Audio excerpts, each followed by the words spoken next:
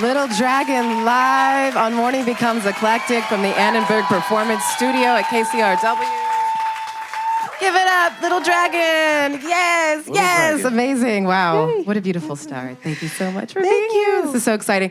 As you said, KCRW has been playing your music since day one. And before I was even on KCRW, that's how I first heard you, was by listening. And I remember being in my hatchback Honda Civic and being like, what the heck is this? And then going to, I think it was one of your first shows at the Roxy, maybe your debut LA show. Wow.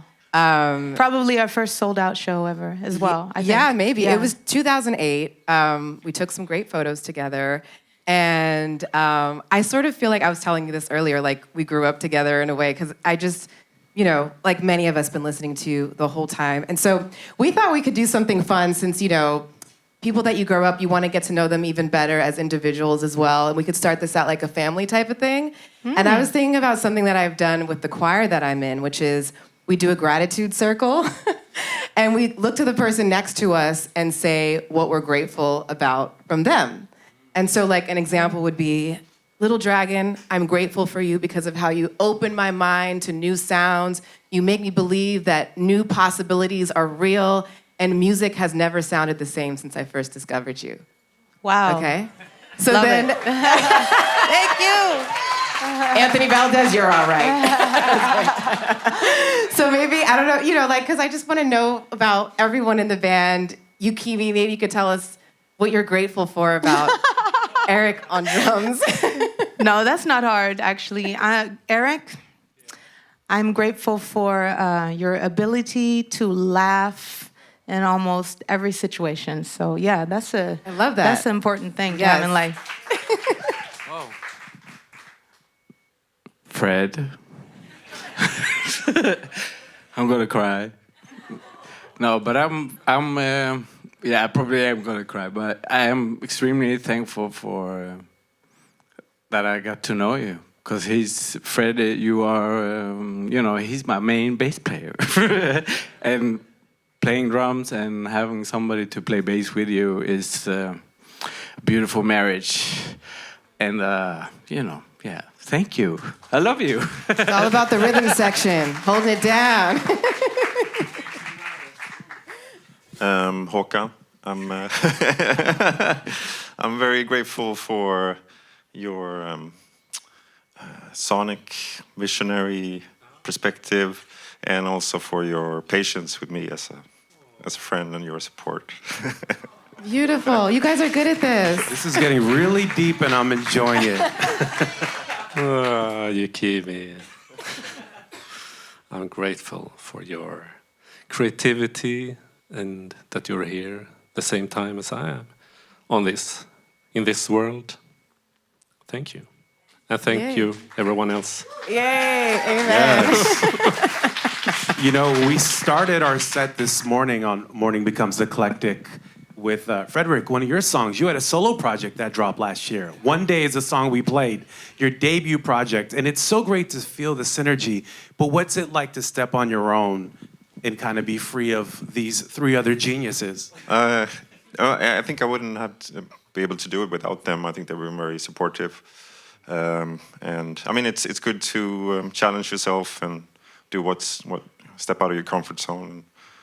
It's very nurturing for what we do as well. So it's been good. And it's funny, Novena, as I was watching the band and I was watching the faces, and I wanted to see who made the most interesting face. And I noticed Eric.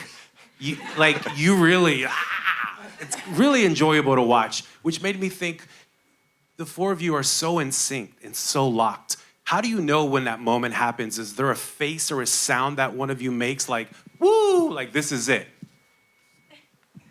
It's like a constant search.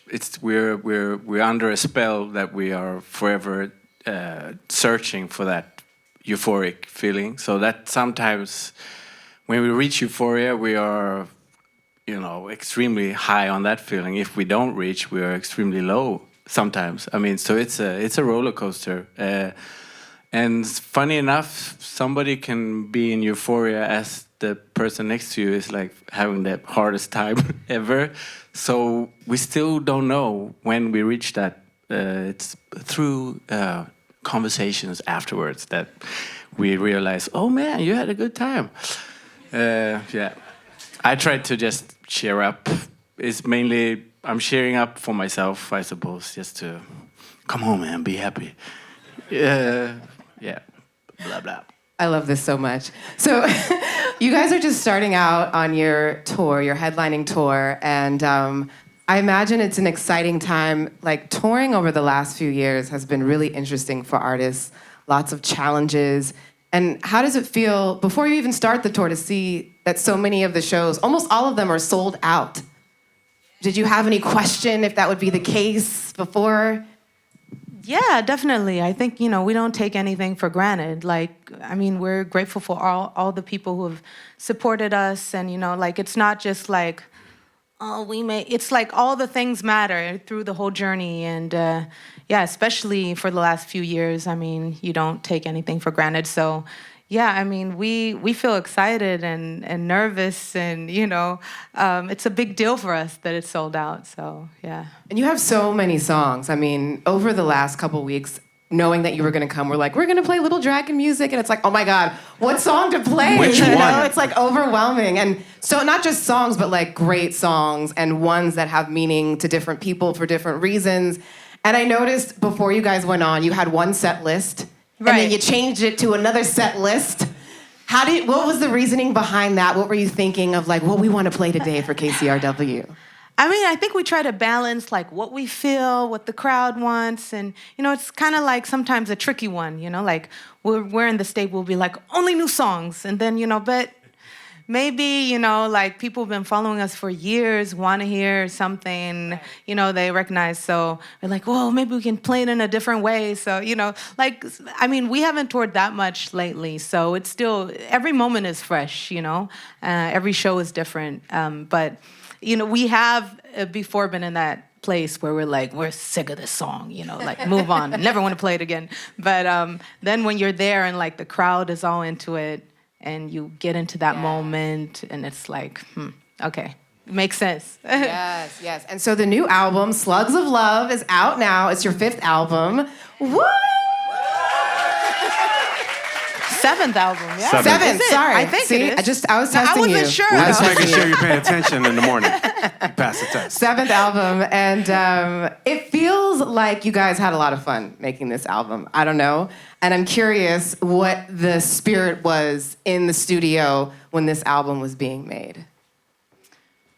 I feel like it was really collaborative, you know what I mean? Like, yeah. I think we had like 3 kind of words, guidance words, was dance, romance, and trance. Ooh, wait, dance, romance, and trance? Yeah. Nice. And also to, I think, correct me if I'm wrong, but like to let the yes be the leading instead of the no, because when you're collaborating, you want to go forward, and yes is always. Oh yeah, the way it's forward. like improv. Yeah, exactly. Yeah. So always say yes. Yeah. Yes. I've noticed, too, that you shouted out that KCRW has been supportive since day one, and we're so happy to have you back here. The band has evolved and grown, I imagine now you have to set boundaries, because I read somewhere that you always felt like you had to do things. You were on the verge. And what is that like now? By the way, we're grateful you came here. We respect your boundaries, but like, we're honored that you're here, but like, what are some of these boundaries that you set as a collective, as a band? I mean, I think we for many years felt like, oh, we're up and coming. Everyone kept saying we're up and coming. And like, we felt that way for years. And suddenly we're like, are we not up and coming anymore? I feel like we're still up and coming, though, to us. But I think that, yeah, I mean, in that spirit, you kind of have to take every possibility, every chance you get. I mean, that's kind of the music business. Like, you get a chance, take it.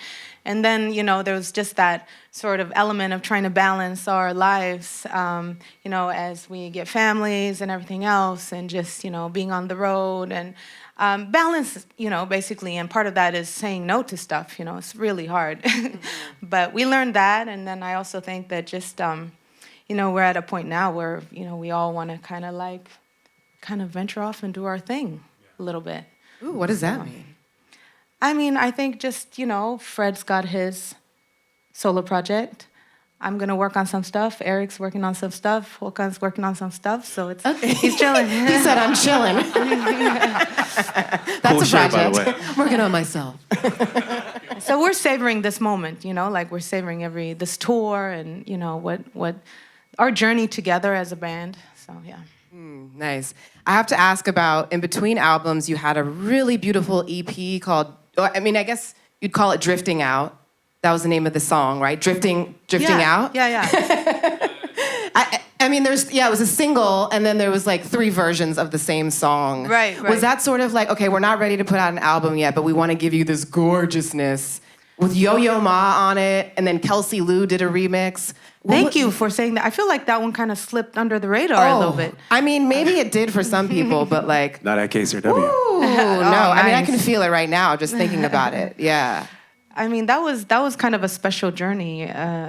Fred and Håkan, I don't know if you want to elaborate. It's a very long story about that song. Really? Yeah, we've been working with it so much. Really? Yeah, different versions, and I'm not gonna tell you all about it, but it's a long story behind.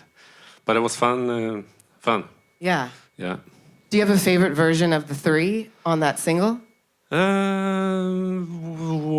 I kind of like the cello version. With Yo-Yo Ma? Yeah. And Jakob, another. There's actually 2 That's right. cello players, but but it's a beautiful song, basically.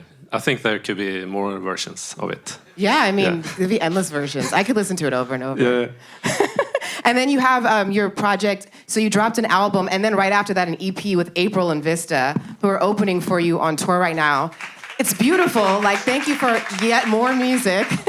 How did that come about, to be doing music with April and Vista? Because they're kind of more like, speaking of under the radar, like an under the radar band out of Northern California, right?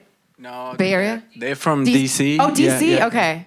Hey, We had people this know little here. tour in, when was it now again? Was it yesterday? Or, it was, time is elastic, so never mind when it was. It was at some point. And we were on the East Coast. We did like Philadelphia, DC, and did small places, and they were supporting, and they had just a wonderful energy, like playing violin and all this nerdy stuff. I think we love nerds because we are nerds. So it was just something very potent about it, and so we kind of kept in contact, and then they came over to Gothenburg. I think they slept even in the studio, so we woke them up every morning. Hey, it's time, man, let's go. What? And then fried some eggs, shoved their breakfast into their bodies, and let's go. And I think it was a bit like, of boundaries. Yeah, it was like, but I think they dug it, and we all sort of span off of our energy. Is that how you say it? Yeah.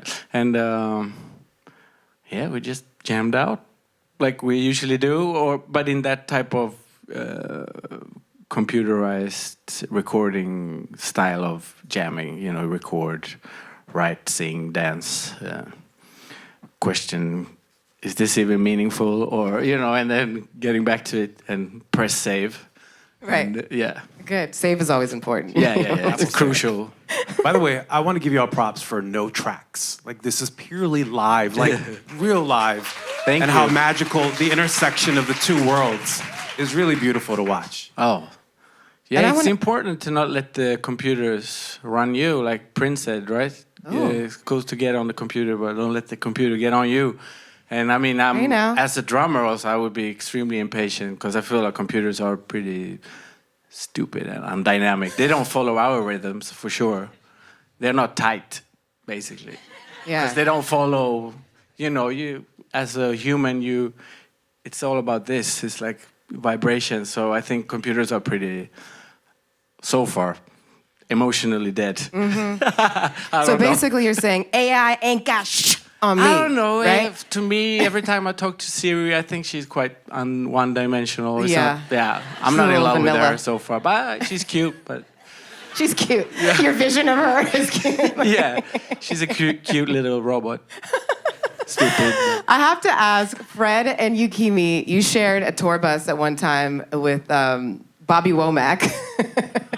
And I've heard lots of stories of Bobby Womack, quite a notorious figure. And I just had to know, what was it like to share a tour bus with Bobby Womack? Yeah, it was definitely like late nights with a lot of stories. Yeah. Yeah. So we would test him. We'd just be like, let's ask him about Marvin Gaye. We'd be like, what about Marvin Gaye? Did you meet him? And he'd be like, well, that time when we, played football together. And like, what about Aretha Franklin? He's like, I called her yesterday and she couldn't come out. She was watching her favorite program on TV, whatever. And yeah, and the list was like so long. So we just like asked questions and just like, whoa, it was pretty amazing. Yeah. Yeah, he was a character. Yeah. And a superstar. Like, he definitely had the superstar vibe on, in the bus as well. So. So what do you guys imagine as the perfect future for Little Dragon? Wow, that's a perfect view. I think, like, we've talked a little bit about almost like soil, you need to let the soil rest. You can't just be like planting stuff all the time. And we're in that phase where, right now after this tour, we're going to kind of let the soil rest a little bit.